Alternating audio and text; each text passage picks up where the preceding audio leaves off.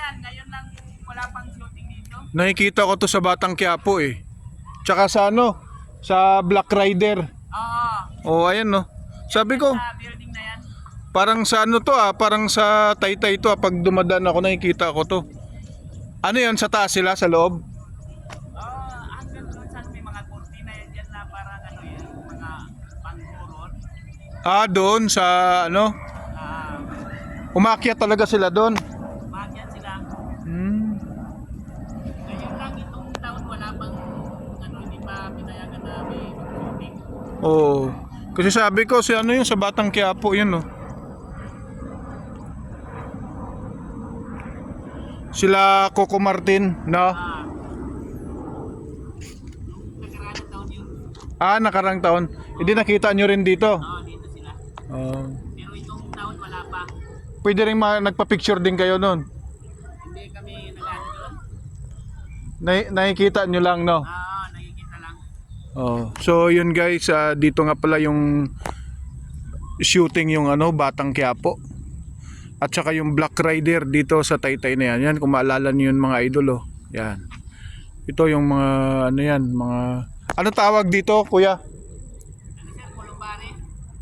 Columbari. Columbari Park. Sa mga mayaman, no? Diyan sila naka, ano? Columbari, yung Columbari Park pala yan. So, parang mga bahay ng mga patay sa mga pangmayaman. So ayun guys, at nakausap po natin yung nagbabantay doon na dito pala nagsushooting ang Black Rider at saka yung Batang Quiapo. Ayan guys, oh, mga idol, oh, yan. Makikita yon mga idol sa Batang Quiapo at sa Black Rider. Yan, dito lang yan sa may Taytay, sa Loyola. Yan mga idol. Yan, oh. Ito, Columbarium, lawak pala dito. Lawak mga idol, oh.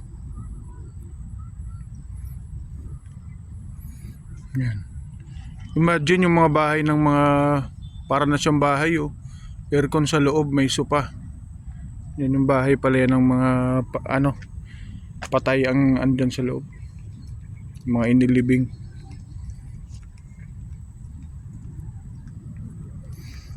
Ano yun dyan kuya? Ano din yun doon? Lumbari.